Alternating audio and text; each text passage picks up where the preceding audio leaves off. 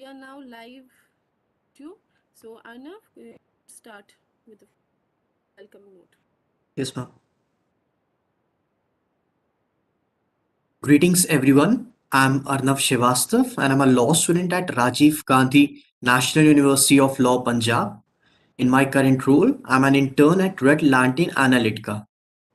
I'd like to extend a hearty welcome to today's speakers, who are all expert in public relations and international affairs. We are delighted and privileged to have each of you here with us today.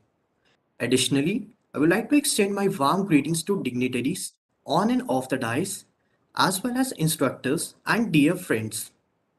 We are here today for a webinar on unlawful killings, enforced disappearances, and violations of laws under Taliban rule. The Taliban launched a military operation across the country in May 2021, during which they have executed war crimes and crime against humanity. And on August 15th, Taliban forces entered Kabul, ultimately overthrowing the Afghan government. Civilians in Taliban controlled areas endured summary killings, home looting, burning, and enforced disappearances. According to the UN Office for the Coordination of Humanitarian Affairs, more than 5,46,000 Afghans were displaced during the assault. So, how should the international community respond, given that the people of Afghanistan are the ones who are suffering in the end? On that note, I would like to greet everyone who will be attending this event with a warm welcome. RLA is an international affairs observer group based out of New Delhi, India. It focuses on critical issues related to China, with a special focus on Sino India relations, issues of national security, international security, energy, and environment. The main aim of our organization is to draw in India's foremost academic institutions and security intelligentsia, corporate institutions, monetary establishments, and expert in discussion on India's foreign policy and extend the country's role in global issues. To maximize the institutional and scholarly capacity of strategic thinking in India, we are required to integrate expertise in our research in order to foster an even minded international strategy for India. This is a young organization that is in constant search for fresh ideas and thoughts in the strategic study discourse. With this goal in mind, we have set ourselves up as an autonomous and a solitary international strategy think tank. We are an intellectual startup functioning with a small number of individuals who are passionate about international affairs. Now, I would like to introduce Sir Anil Kumar. He is a PhD candidate at the South Asian University in New Delhi's Department of International Relations. Sir is currently working on a project called Challenges and Opportunities in Cooperation and Examination of Mistrust in South Asia. Sir earned his master's degree in politics and international relations from Gujarat's Central University. He is also interested in political theory, international relations theory, foreign policy, and regional cooperation in South Asia, and has worked with an organization in the field of education and social development in Jammu and Kashmir. Sir will be moderating today's webinar. Sir, it's an honor for us to share this platform with you. Over to you. Thank you, Arnab. Thank you very much. And thank you to the Red Lantern paper for inviting me to moderate this discussion. Uh, I'm doing PhD, almost done with the PhD in the South Asian University. So we have a lot of Afghan students here. So we usually interact with them. Every day we have discussions around the issues in Afghanistan. And a lot of students are not able to come after the Taliban's takeover. So we have all these issues and we have discussions around this. But what is most interesting in this discussion is, I think, is in this webinar is that all of our panelists, all of our speaker are female. So this is something I think interesting. Can't you hear? So Arnab, am I audible? Yes, sir, you are audible. Okay.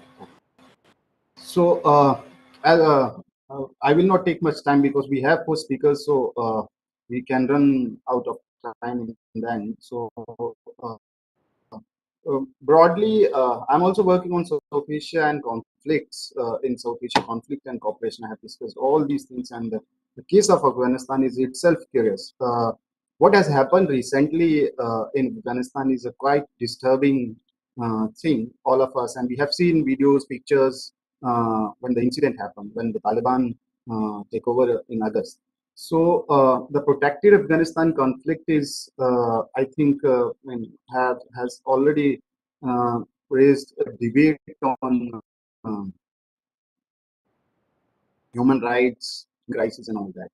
And when we interact with our friends online today, we heard the stories about that how what kind of problems they are facing, even including food crises.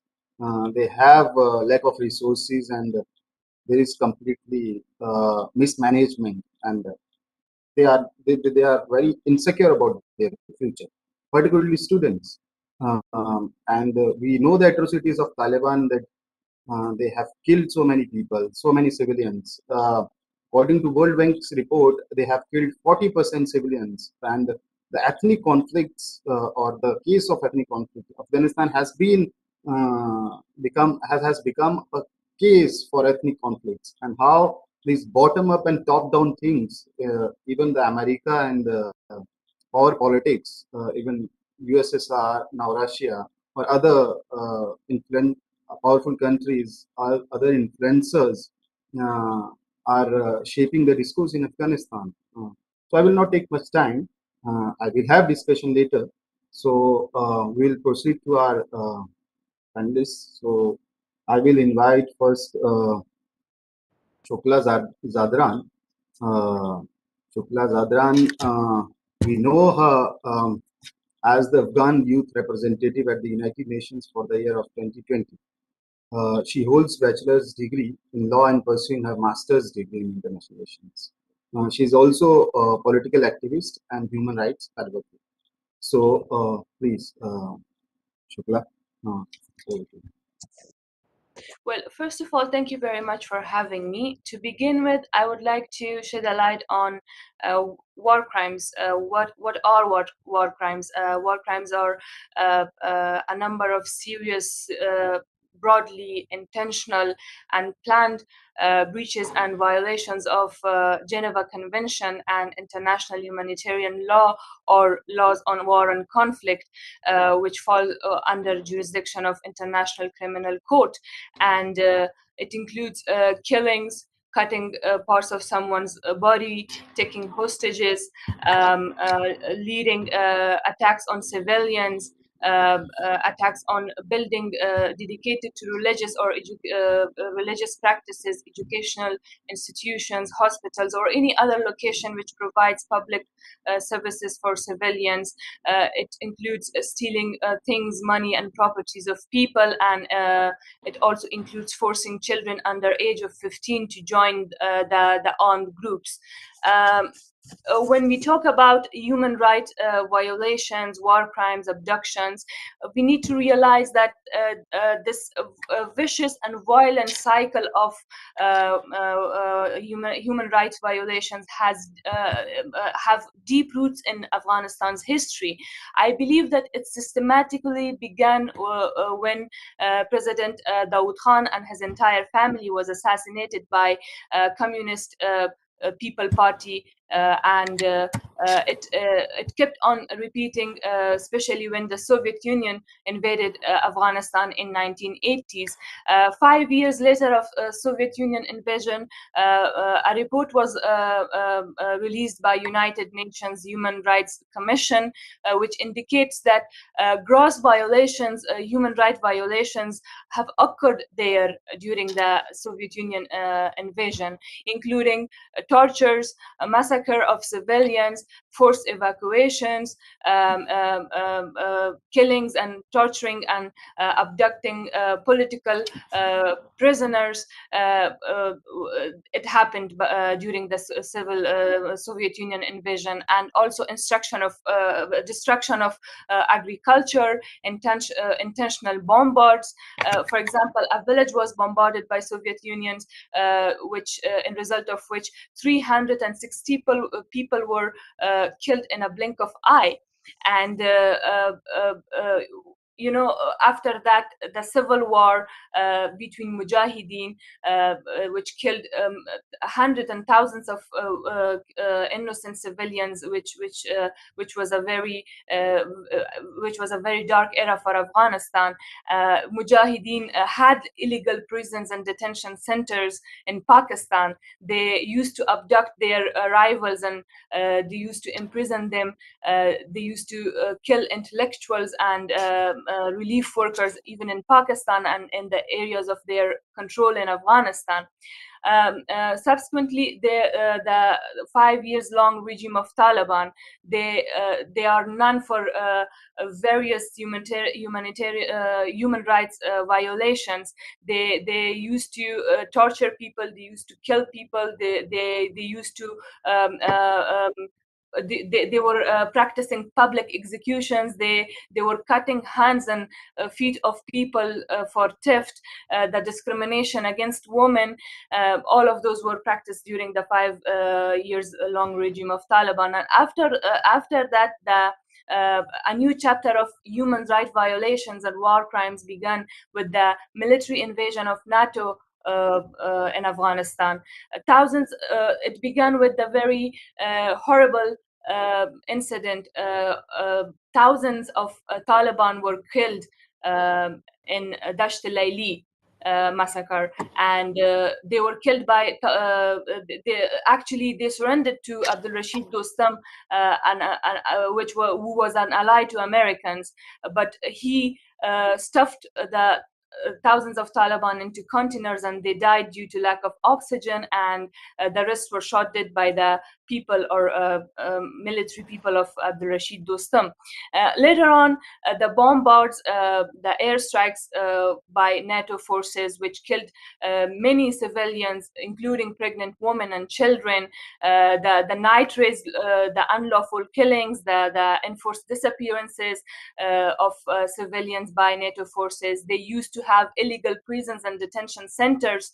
Actually, the Amnesty International had investigations conducted by experts, which had the testimony of people who were subjected to the extreme and severe tortures in the detention centers. And also Taliban. During past 2 decades, Taliban as a party involved in the conflict of Afghanistan, they have committed horrible war crimes and human rights violations. They conducted deliberate and intentional attacks on civilians. They attacked hospitals, schools, educational institutions. They killed many people in result of target killings, car bombs, suicide attacks. The unlawful killings of religious and ethnic minorities. For example, our Sikh and Hindu brothers and sisters were killed by them. Their gurudwaras were attacked by them, or the properties of our Sikh and Hindu brothers were taken away by local thugs and commanders and powerful figures. Hazara communities, Hazara ethnic group was subjected to violence and attacks. So and also Taliban used civilians and humans and their homes as shield when they were fighting with Americans or with Afghan National Security Forces. They killed many people, including teachers, students, health workers, humanitarian workers. They killed 3 female judges in broad daylight in Kabul. they killed government employees and tribal leaders. And if we talk about the recent incidents and the current situation in Afghanistan, once the Taliban took over Afghanistan, they killed numbers of Afghan national security forces who actually surrendered to them. The unlawful killings of Afghan employees and their political opponents. It is a war crime. It is a human right violations. They actually they did not allow humanitarian aid and supplies to reach to Panjshir, which is a war crime. They conducted door-to-door searches and they arrested female activists who were participating in demonstrations. They arrested Azim Azimi, a guy who actually participated in a demonstration against Pakistan. The Kandahar Massacre was a very huge incident of a very huge example of war crime which happened recently. Many people were killed in Kandahar, and for example, a young man wrote something on Facebook. He criticized Taliban and their policies, and the next day he was abducted, he was tortured, and he was killed. So these are all the a snapshot of the incidents that are happening around. I believe that there are many things had happened in rural areas, in provinces, and they are still happening. But since the media coverage is not media is not covering the incidents, we don't know about it. But it doesn't mean that it's not happening. So when we talk about the human rights violations and war crimes and abductions, we need to realize that these practices, this violent cycle has ancient roots and origins in Afghanistan history. And to tackle this challenge and to obtain transitional justice in order to pave the ground towards a prosperous and sustainable Afghanistan, we need to address these challenges. We need to hold all the parties involved in Afghanistan conflict accountable for the war crimes and the human rights violations. If they are our international allies, NATO forces, if they are Afghan national security forces, or even if they are Taliban or Daesh fighters, all of them should be held accountable for the war crimes and human rights violations that they have committed in Afghanistan. Because at the end of the day, if we don't tackle this problem, and if we don't obtain transitional justice, the rest of the tasks and the rest of the endeavors will be meaningless. I strongly believe. Yeah. Thank you, Adran.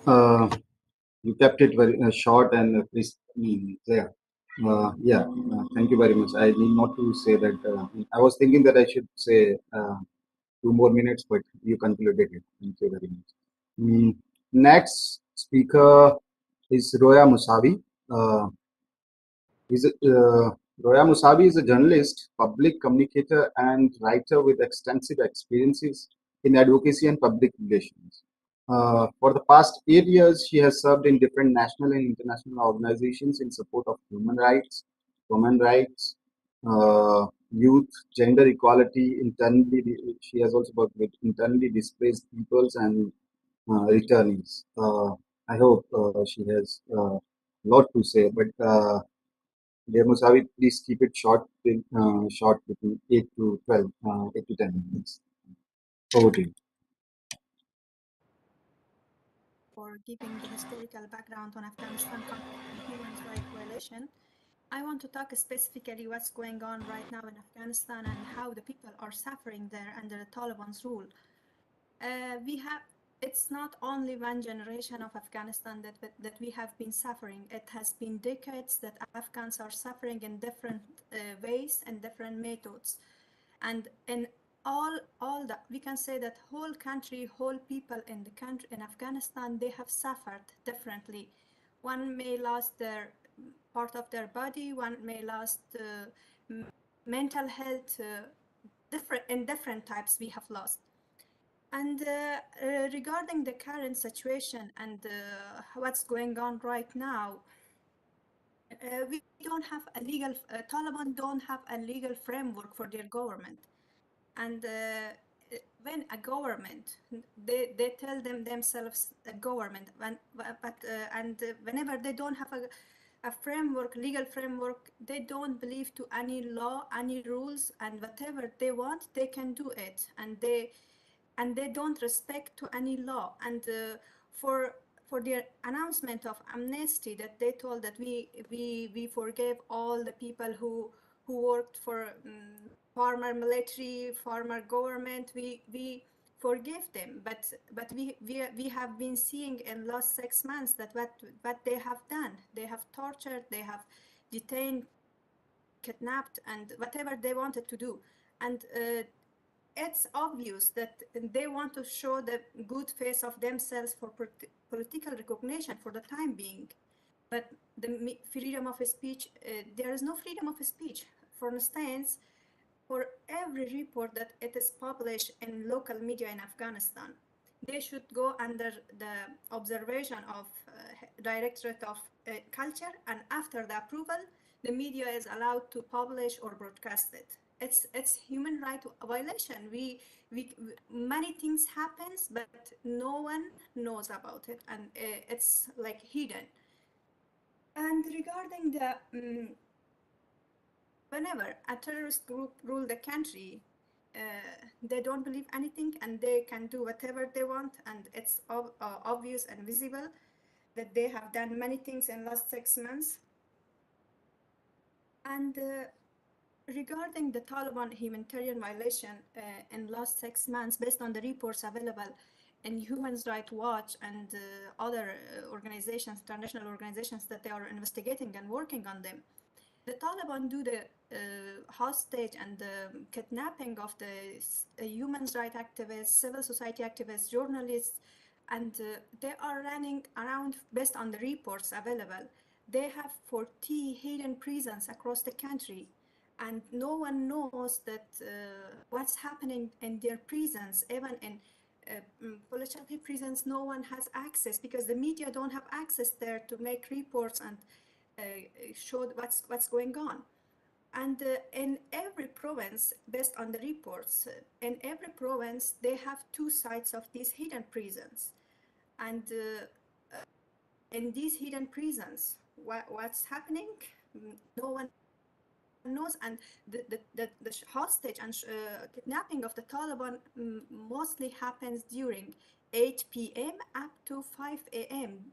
And why they do it at this time? Because no one can spotlight their what's happening, and no one can media they want to redact the clarity of the witnesses, and people won't be uh, witnessing what's happening. For instance, we have seen the last accident for the girls who protesters girls, that they have been detained, or they have been kidnapped by the night, by 8 or 9 p.m. night. And the thing is that whenever these things happens, the Taliban don't get the responsibility at the beginning. They say, no, we didn't know, we don't have the responsibility, we don't know. Okay, if you don't know, why you call them yourselves a government? What's your responsibility for that? At the end of the day, when they release the people, when they release after 10 or 1 month, whatever, they don't take the they come and announce, okay, we have released this guy, he had done something based and he didn't obey the Sharia law. And their definition is for Sharia law is very complicated. And for instance, the last accidents that happens, they release the people based on the guarantee, and sign the paper for by them that you are not allowed to talk publicly. If you talk publicly, whatever happens, it's your own responsibility. It's your responsibility. You we will do whatever we want. And these are all happening there. And it's our responsibility to advocate for the people in Afghanistan. Besides all these operations of the Taliban, we are seeing that people are starving there. They don't have access to enough food, and our assets are there is no cash in Afghanistan, there is no money, and people are between these two things, starvation and oppression of the Taliban. And this is only the people who pay the high price of the conflict, the high price of political change. And we can say that it's a political crisis in Afghanistan before being a economic crisis. And this is only the people who pay the high price. Now, if the situation continues like this, I'm sure they won't last forever. And at the end, people will be exhausted and they will stand for their rights from different parts of Afghanistan. And in this situation, we cannot say that, okay, this specific group paid Taliban torture this specific group. The Taliban torture whoever worked for the government, civil society activists, journalists, everyone. And we have seen that in last 6 months, Alia in Herat, she was one of the members of the former military in the western part of Afghanistan. Still, no one knows about her, and she is detained. No one knows she is alive or not. And like her, these are only the things that we have been seeing through media, but through the social media that people have access to them. But no one knows what's happening more than that, and no one knows what has not been published or broadcasted that we haven't seen them. And I'm sure the human rights violation, war crimes are more than these that we have been seeing through media up to now. Thank you.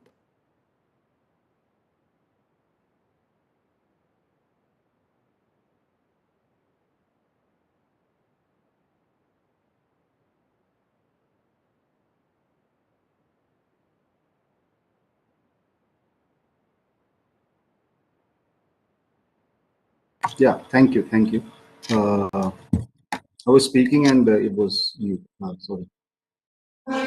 So, yeah, very interesting that the role of media we cannot ignore in such situations. You have raised an interesting uh, thing. We'll get back to you. For the while, our next speaker is Roya Musavi.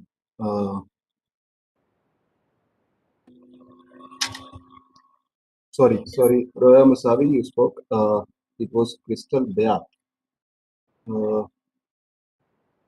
I think I've missed the name. So it was Crystal Beat. Please, can we have Beat online? Hello.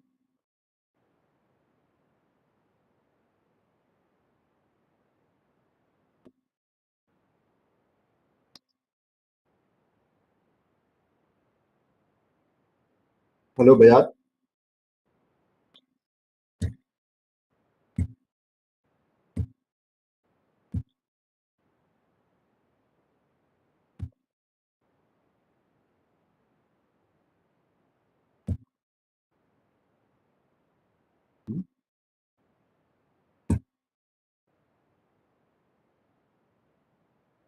Crystal Beat has not joined, I think.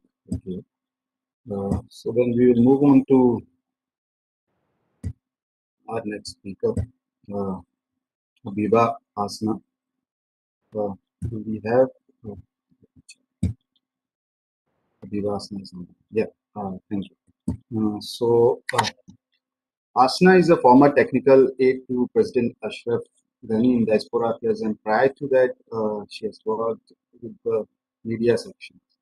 Again, we have an interesting person uh, can tell us how media plays an important role in such situation. She has written extensively on Afghan women and negotiations during conflict and South Asian politics. She is also the founder of the Liberty Coalition Afghanistan, a non-profit organization registered in Virginia, USA. She's a vocal critic of the Taliban regime and have been highlighting the human rights abuses committed by the Taliban. We have something interesting. Over to you, Asma. Thank you. Hello, everyone. Thank you so much, Anil. I am going to divide my time into my conversation here with all of you. respected people, into three categories. The first is what's happening every day. The second is how to solve the issues that we are facing right now, and the third, who are the culprits.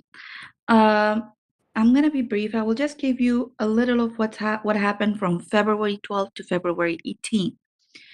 The Taliban stoned Karima and Said Suleiman in the Said district of Badakhshan. The Taliban also entered the house of Kabul professor Mr. Kambakhsh Nikoi and beat up his wife and his daughter. There were a number of attacks in different provinces because of uprising against the Taliban, but they were all subdued and they were all faced in a very violent way. People faced the violence of the Taliban. Meanwhile, on February 11, in a bomb explosion outside of Jami Mosque in Qalainau, at least 14 people were injured and others were severely and others were killed.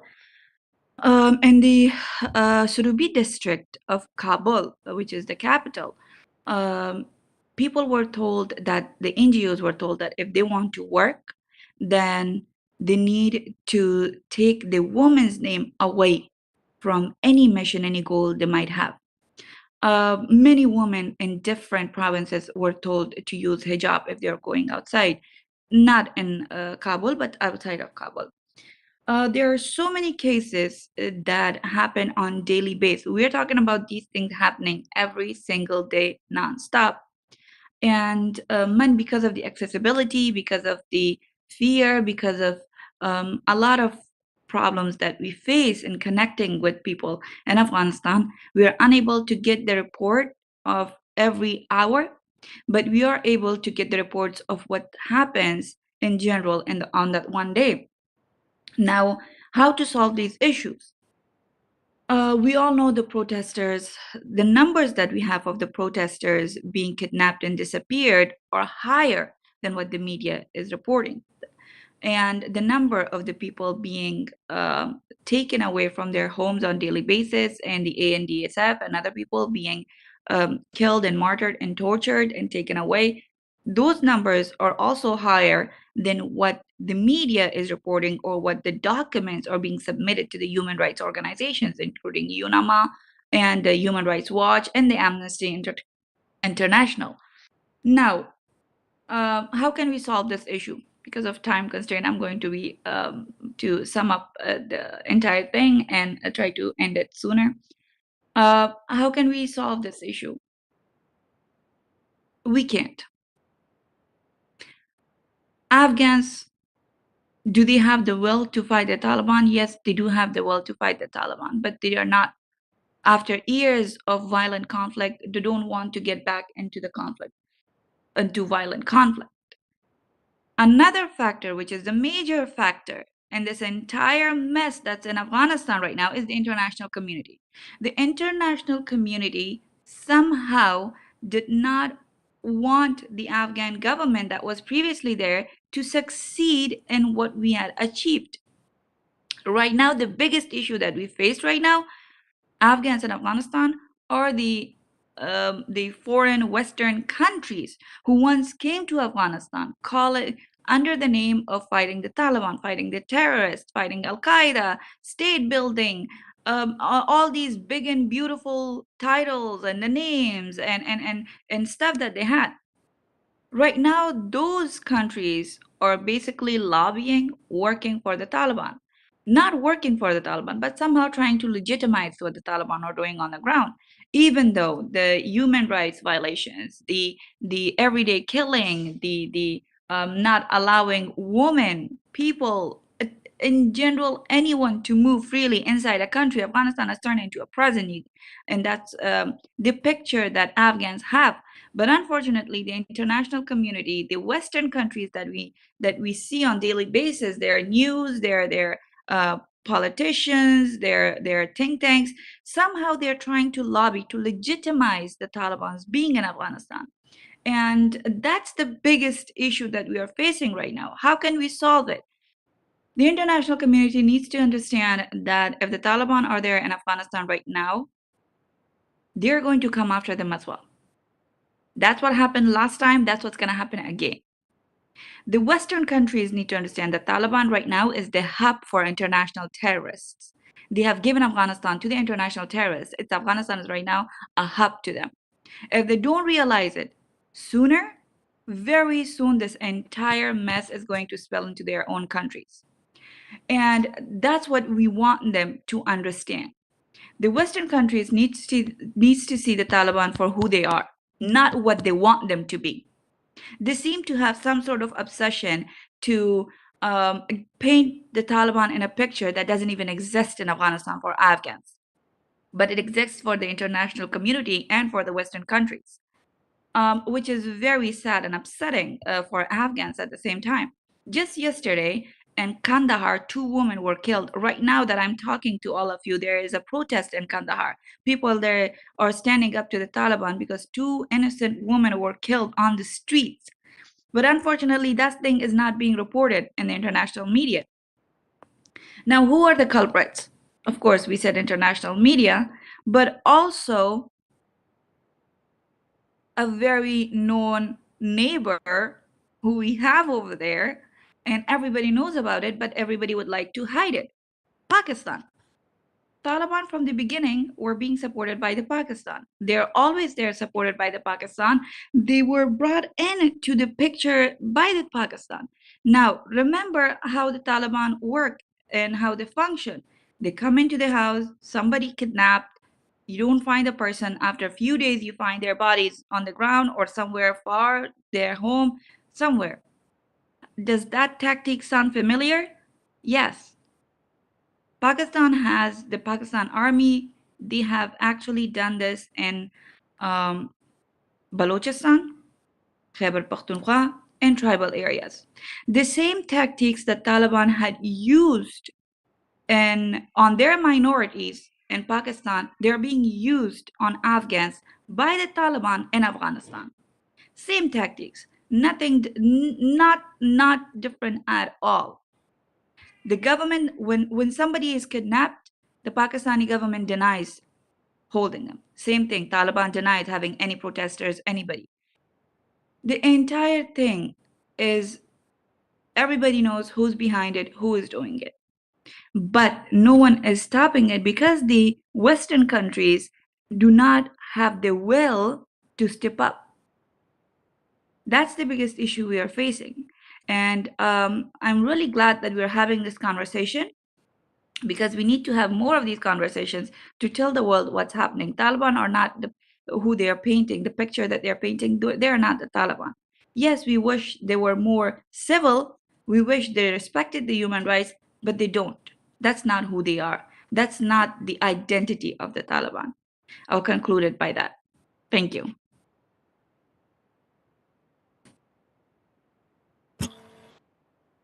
Thank you, Asna. Thank you.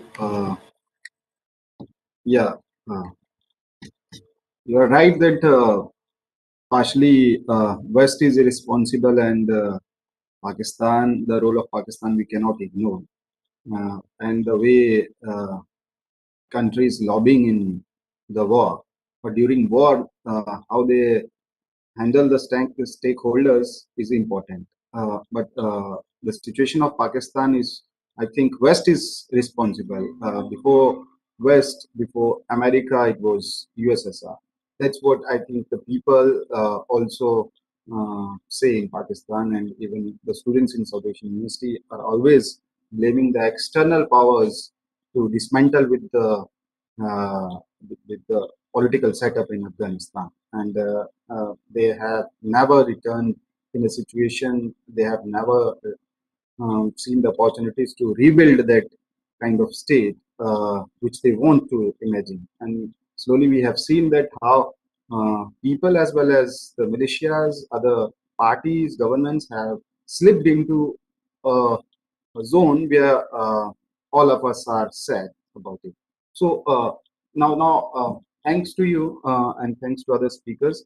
Let's see whether we have Beat is here or not. Do we have Beat? No, I don't think. No, she's not here. So let's move on to I think now question and answer session. We have missed one speaker. She might be busy somewhere else. So we have I have few questions, but we'll see whether I will open it up to other people. And we are online, so we might have few questions. So let's see what's there.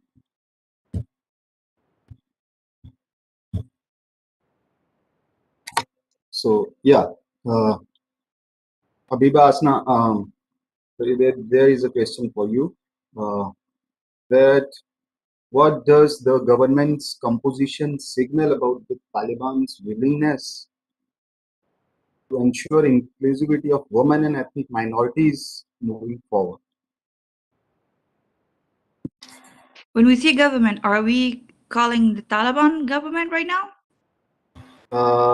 That's what I'm confused, but I think Okay, I would have to explain this. I would have to that's explain this.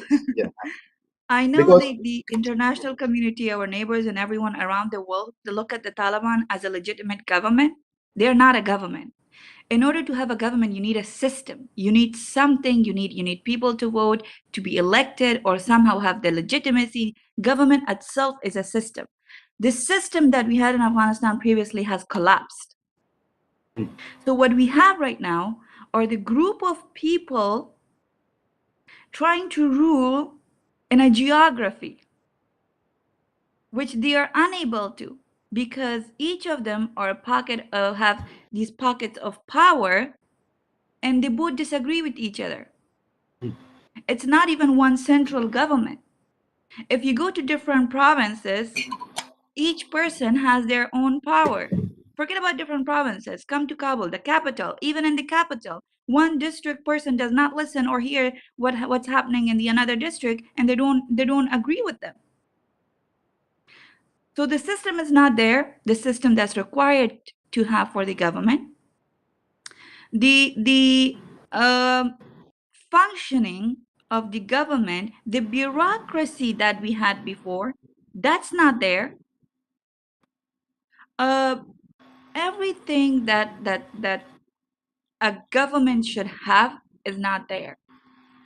So when we call the Taliban a government, we are legitimizing them, even though we disagree with them, we don't want to. So we don't see the Taliban as a government. They're just a group of people who were fighting, a group of terrorists, and now they're back. That's who they are. That's the real face of the Taliban. And no, the Taliban do not believe in human rights or women's rights. If they did so, if they had any will to do that, then they will not be the Taliban anymore. Remember what makes the Taliban the Taliban. It's their anti-policy. It's their opposition to things that make the Taliban the Taliban. It's not their agreement. It's not their ideology to work to better something. The betterment or advancement does not exist in the Taliban's ideology. What exists is the opposition for every idea, for every system that previously existed. That also includes the human rights.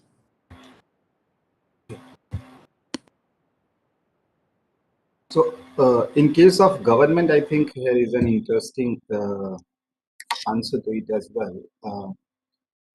In international law, there is no there is no certain interpretation to the definition of the government in a state, that how a state will legitimize the other state's government. So there is, I think, again, a confusion. So if someone is saying calling it government, I've seen people calling it government and using international law framework, and how they legitimize it, that how the people who support Taliban, they legitimize that this is government. See the international law, this is how we interpret it. But on the other hand, there are people who say that no, it is not. And this is also the confusion that people across the world, even states, are waiting that who is going to do what. And many people are stuck in Afghanistan some people have left during that time, and people are there who wants to leave now. So the torture, the killings are still going on, and as I think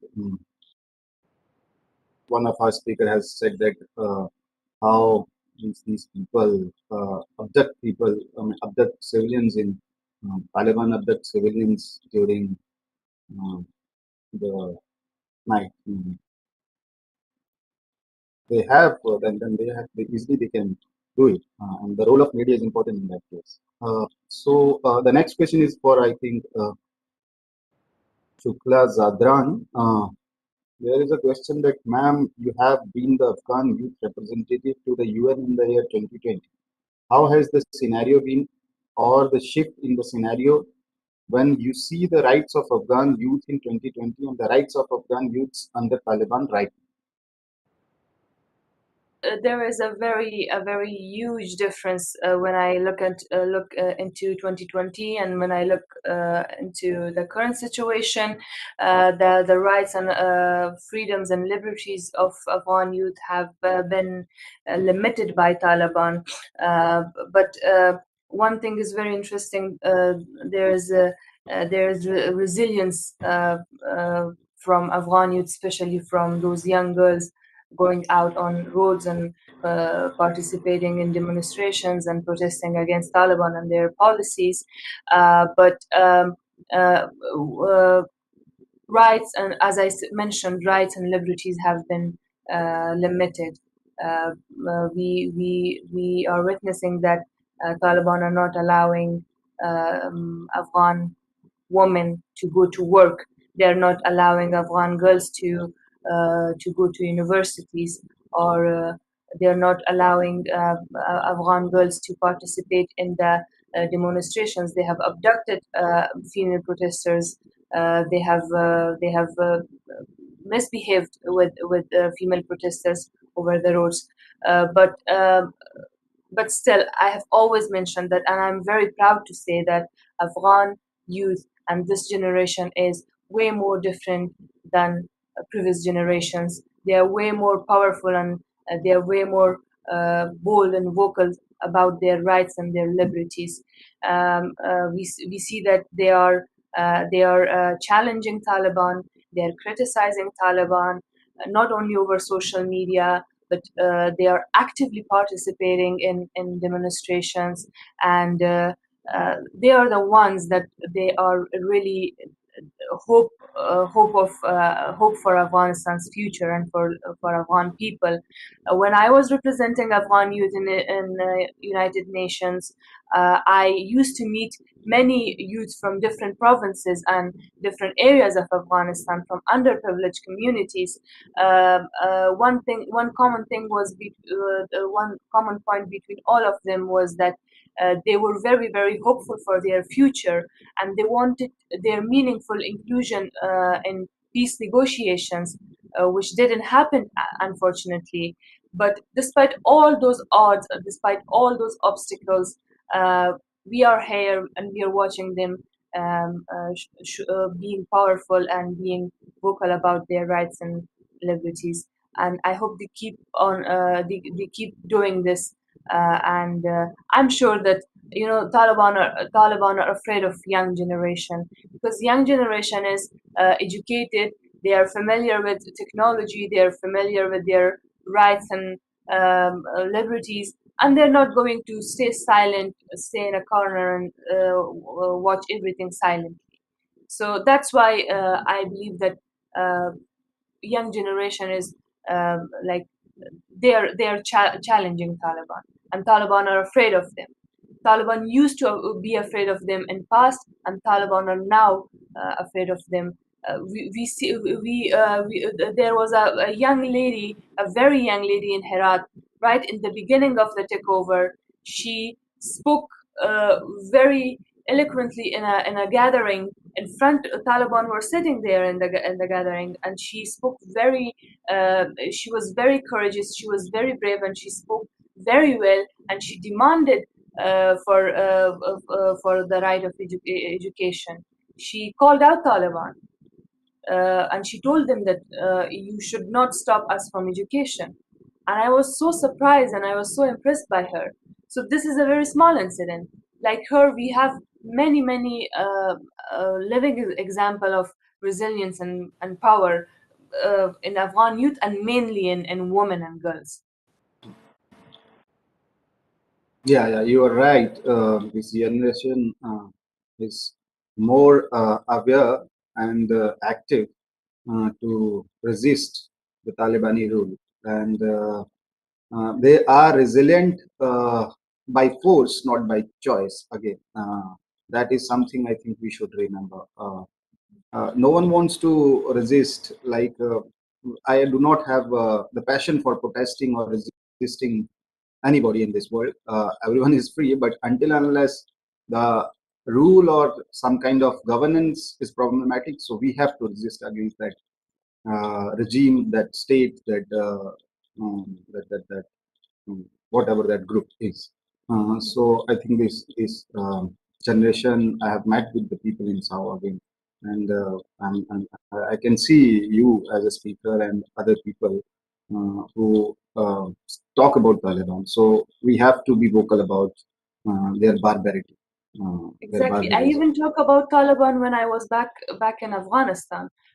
In the Mm. beginning of the takeover, when I was there, despite all the security risks and challenges, everyone was telling me that do not give interview to international media and these things. It's gonna create danger for you. It's risky. But I said that no, this is the time that we need to speak.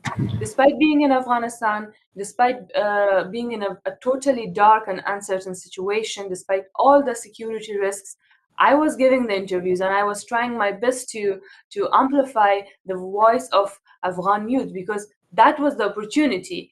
And I believe that there are far more stronger and courageous women in Afghanistan, which I really respect. Who I really respect. They are very powerful, and I think that the credit goes specifically to Afghan women. They showed courage and braveness uh, in this difficult situation. Yeah, we have to appreciate their efforts, their courage.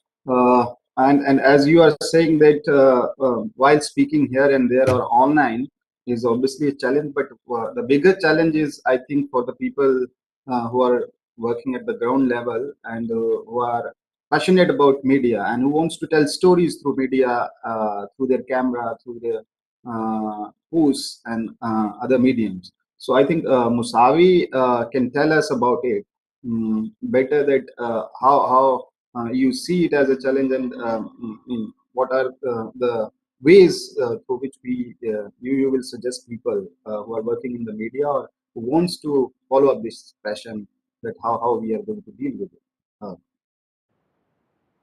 You are not audible.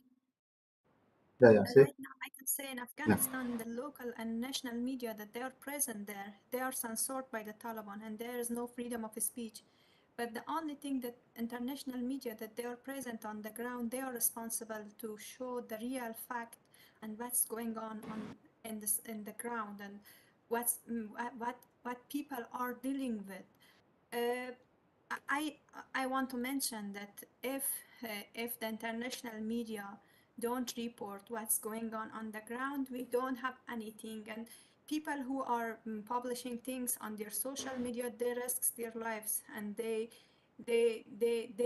take these risks and talk publicly and share and post things on the social media that they become their own channels, their own channels, because they see this on the social media only their voices. And I can say the example of the lady that she protested, and while the Taliban was capturing and got in her home, she had only the only thing she had his mobile, and she posted a video, and it became global. If she didn't post the video, and no one knew about what happened for her, and that's why it increased the pressure on the Taliban, global national and global pressure on them. And media has an important role here in the current situation of Afghanistan. But national media, the local journalists, because of their own safety, they cannot whatever is happening there. And I want to mention one important point that if the international community recognize the Taliban, and they are not supporting only the terrorists in the region, but in the global, in the international level as well. Yeah, yeah, right, right. So we have a lot of challenges, and I think without facing those challenges, we are not going to have a peaceful environment in Afghanistan. Uh, States are thinking about it, societies are thinking about it, organizations, individuals. But yeah, some someone has to take the responsibility, and someone has to be more responsible than others. In that case, the role of international media will obviously be pertinent. Let's see what happens. If we have questions, more questions? No, we don't have more questions. So, thank you to everyone. One thought I will leave with you, that is the future of the democracy, which is not there, but throughout the world we have a question on democracy. And I think the Taliban regime is somehow, after war on terror, and then before that invasions. Nowadays, the debate on war, the debate on these fundamentalism around the globe, and then democracy is somehow very pertinent for all of us. And uh, End of History, there was a book, End of History, and after that, Clash of Civilization by Huntington. Somehow people celebrate these two books, but we have moved forward uh, from that point. So how do you look at this discourse of democracy? Because in case of in case of Afghanistan, someone has suggested that constitutional democracy will work there because there are ethnic conflicts and power sharing uh, within the mechanism of constitutional democracy will work out. So if you have some last thoughts on this, all of you, if anyone wants to say something not related to this, but obviously anything else, so you can please have your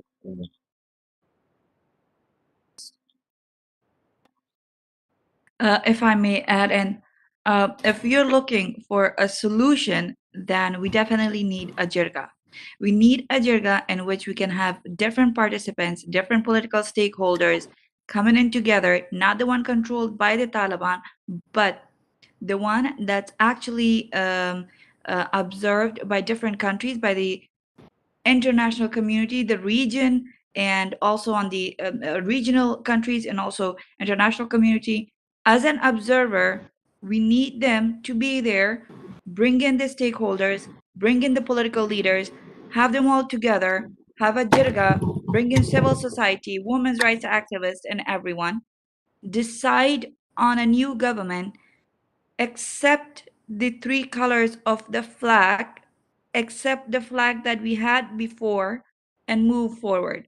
Because that's the only way we can actually get back the Afghanistan that we have lost. Otherwise, having Taliban in power, not challenging them, we will never be able to have democracy or any kind of rights. yeah, right. Jirga is something like the Panchayati Raj system here. It is more democratic, but they have the local community mechanism to solve their problems at the lower level. Yeah, that is quite important in case of Afghan. Yes. Because we know what happens when there is a voting system in elections and how the Yeah, elections turn out in Afghanistan. So we better have a jirga that's more legitimized and more accepted by the people on the ground. right, right, you're right. Anyone else? Radra, Musavi, do you want to add anything? Thanks. I added my points. Great, great. So, Asna, there is also a point that Jega is somehow dominated by the male people only.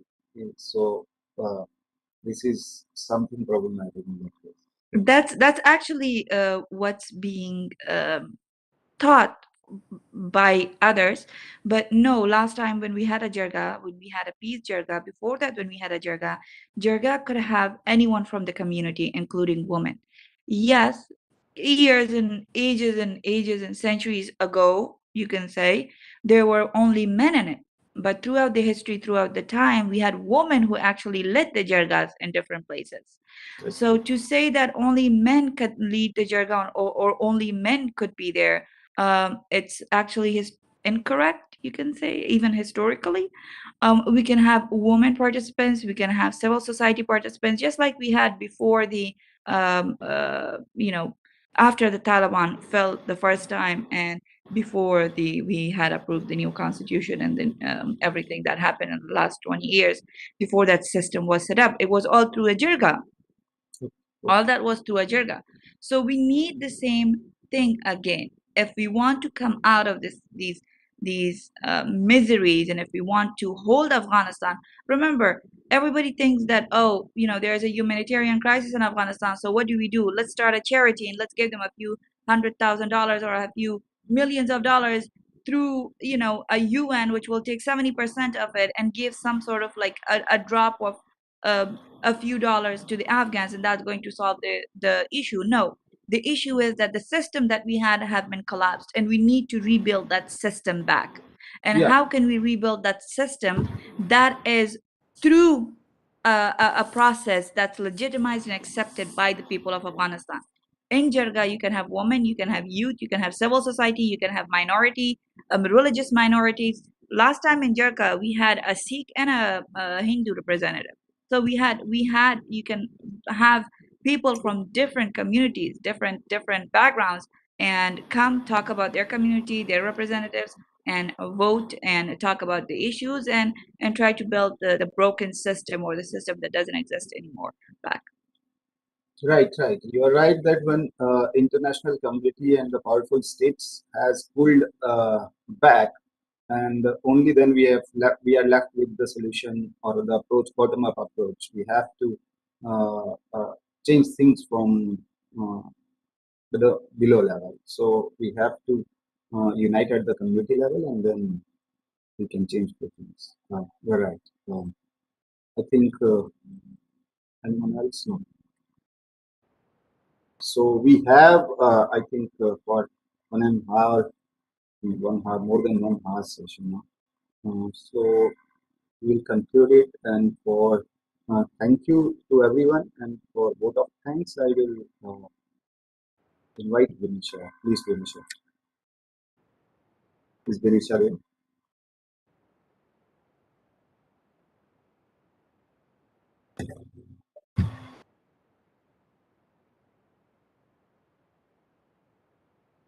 Yeah. Good evening, ladies and gentlemen. The session, I believe, was a success.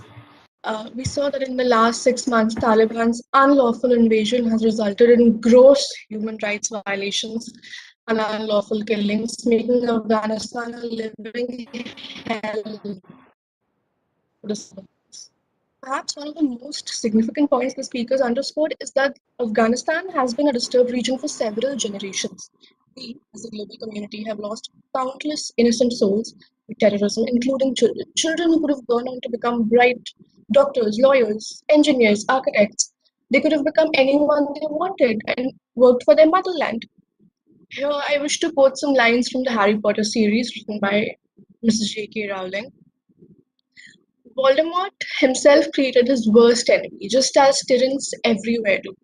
Have you any idea how much tyrants fear the people they oppress? All of them realize that one day, amongst their many, many victims, there is sure to be one who rises against them and strikes back. The people of Afghanistan are resilient, have indomitable spirits for not succumbing to tyranny and subjugation. Our hearts go out to the Afghan people at this time, and we hope, quoting Khalid Hosseini, flowers will bloom in the streets of Kabul again, and people play in the samovar houses, and kites will fly in the skies. Ladies and gentlemen, on the behalf of Red Lantern Analytica, I would like to thank the panel of bold, phenomenal women here who grace this session to speak their minds in a way that was assertive and educational to us.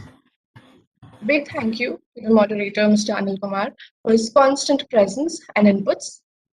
I take this opportunity to extend my gratitude to everyone who worked and coordinated to make this event happen. And last but not the least, I thank everyone who attended this session for their presence and involvement. With the permission of the speakers, we may now like to conclude the meeting officially. Thank you.